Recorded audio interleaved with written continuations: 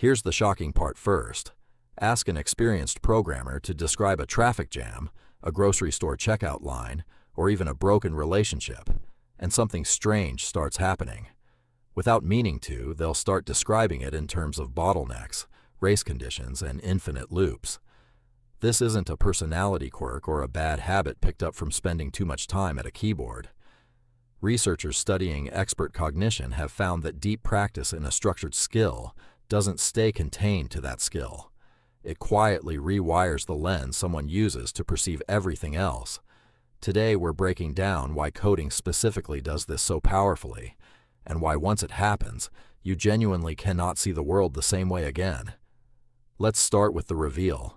Cognitive scientists call this phenomenon a mental model transfer, and more specifically, when it happens through programming, researchers have given it a name: computational thinking.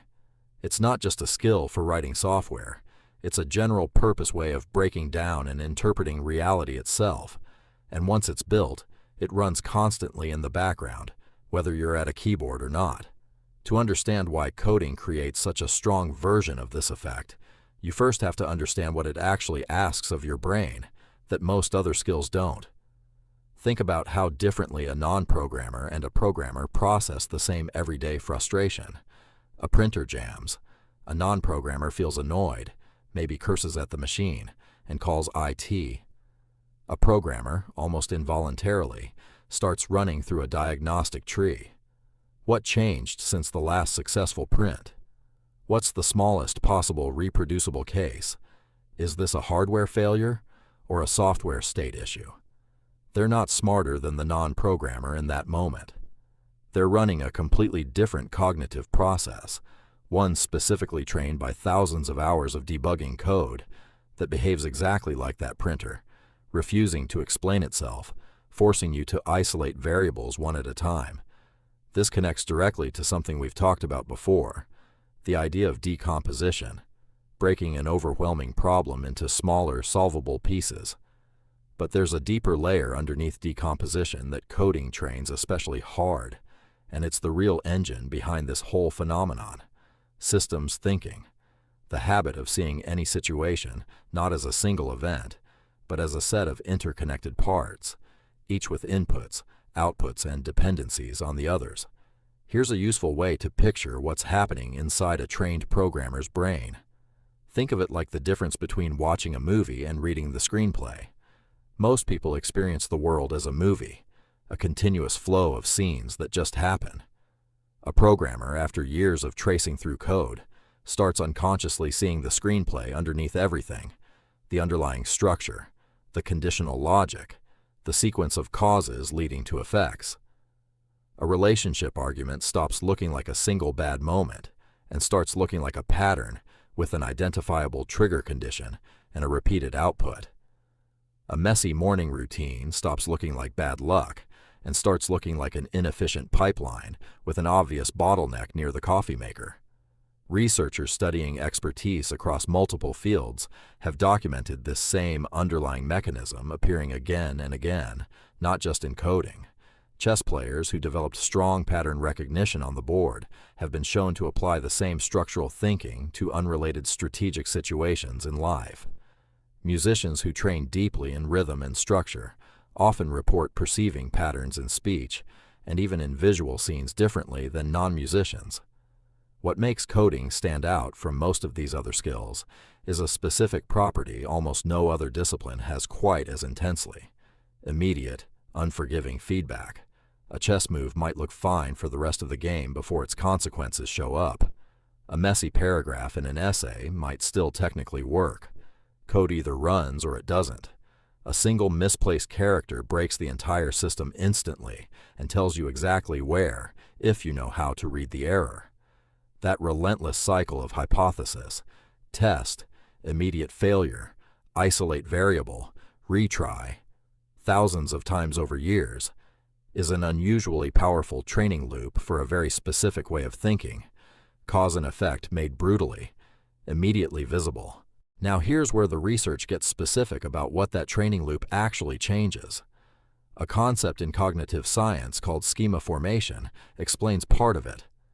A schema is a mental structure your brain builds to organize related information so it can be retrieved and applied quickly. Every time a programmer solves a new bug using the same underlying troubleshooting logic, isolate the variable, test the smallest possible case, question your assumptions before questioning the tool, that logic gets reinforced as a general-purpose schema, not a code-specific one. Eventually, the schema becomes so deeply wired that it fires automatically outside of programming entirely. The exact same phenomenon we've talked about with chess grandmasters, recognizing danger before they've consciously calculated a single move. This is where the myth-busting twist comes in, because it would be easy to assume this shift makes programmers better thinkers across the board, smarter, more rational, superior problem solvers in every domain. The actual research complicates that story significantly. Systems thinking and computational reasoning are genuinely powerful tools for certain kinds of problems, ones with clear variables, testable conditions, and traceable cause and effect. But real life is full of situations that don't behave like code at all. Human emotions don't follow deterministic logic. A relationship isn't a bug you can isolate and patch. Some of the most cited critiques in cognitive psychology point to something researchers call the law of the instrument. When you've trained a powerful problem-solving tool, you start reaching for it even in situations where it doesn't actually fit.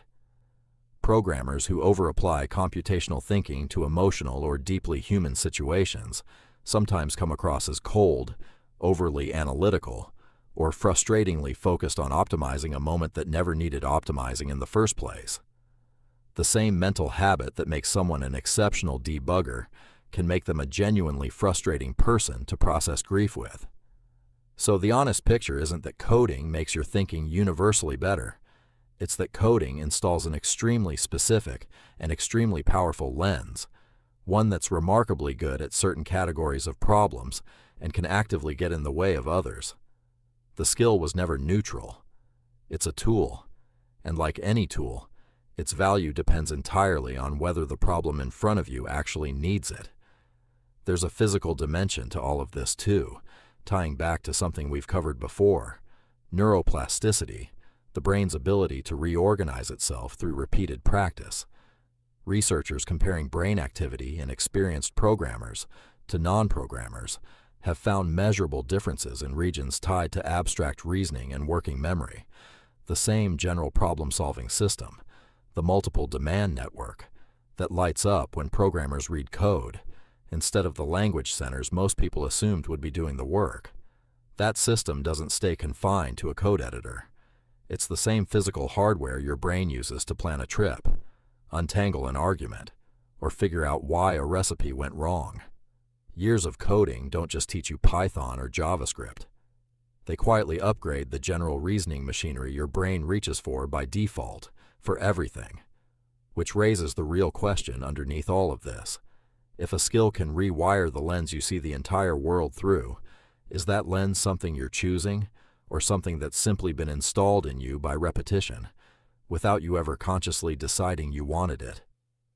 Most experienced programmers never sat down and decided, I would like to start seeing relationships as state machines and mornings as inefficient pipelines.